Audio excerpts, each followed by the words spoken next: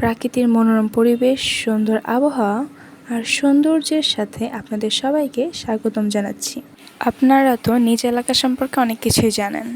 আজকে আপনাদের জানাবো মানিকগঞ্জ জেলার একটি বিশেষ খাবারের গল্প। কি নেই এই মানিকগঞ্জে? এখানে আছে 1900 শতকে ব্যবহৃত জমিদারের বিলাসবহুল বাড়ি, যা বর্তমানে ট্যুরিস্ট স্পট হিসাবে ব্যবহৃত হচ্ছে। আছে অসাধারণ স্বাদের নরম তুলতুলে মিষ্টি। আরও আছে 1900 শতকে জমিদার দ্বারা নির্মিত একটি বিদ্যালয়, যার পিছনে লুকিয়ে আছে কিছু ত্যাগের গল্প। যদি ফলের কথা বলি তাহলে আছে ফলের রাজা আম, জাতীয় ফল কাঁঠাল, ভিটামিন, ফসফরাস, আয়রন এবং আরও কিছু পুষ্টিগুণে ভরা নটকোনা এখানে রয়েছে।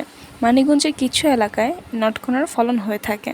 মানিকগঞ্জে অনেক কিছু থাকলেও আমি এখন জানি কথা বলবো তা সাধারণ হলেও অসাধারণ, একটি অসাধারণ খাবার যা আমরা মানিকগঞ্জে যারা আছি তারা টানা নামে চিনি।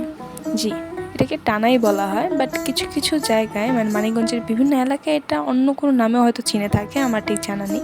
প্রচুর পরিমাণে বাদাম থাকার কারণে আমি এই খাবারটার নাম দিয়েছি ইংলিশে নাট বার, কিন্তু আপনি যদি কখনো মানিকগঞ্জে এটা ট্রাই করতে চান তাহলে আপনাকে টানাই বলতে হবে, না হলে ওনারা কিছু বুঝবেন। এই টানা তৈরি করার জন্য প্রথমে কারিগররা গুড়কে চাল দিয়ে সাথে একটু ঘি, মাঝে মাঝে সুগন্ধির জন্য এলাচিও ব্যবহার করে থাকেন।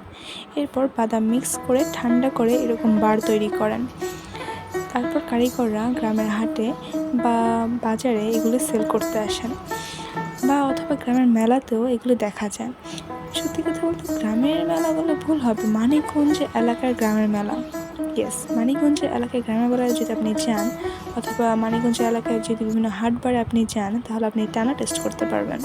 আর এটার টেস্ট অসাধারণ, সত্যি বলছি ভাই ও বোনেরা, এই মানিকগঞ্জের টানার টেস্ট অসাধারণ। যদি আমার কথা বিশ্বাস না হয় তাহলে আপনি কোনো মানিকগঞ্জের পার্সনকে এই টানার কথা জিজ্ঞেস করতে পারেন, তারাই আপনাকে এর আসল টেস্ট এবং এটার প্রতি যে একজন মানিকগঞ্জ মানুষের মানে ক্রেজ, সেটা আপনি ওখানেই তখন বুঝতে পারবেন। যদিও সবার ক্ষেত্রে থাকে না, কিন্তু মিক্সে মানুষের ক্ষেত্রেই এই টানা খাওয়ার ক্রেজটা থাকে। সত্যি কথা বলছি। আজকে এই পর্যন্তই, আবার দেখা হবে অন্য কোনো গল্প নিয়ে। বাই।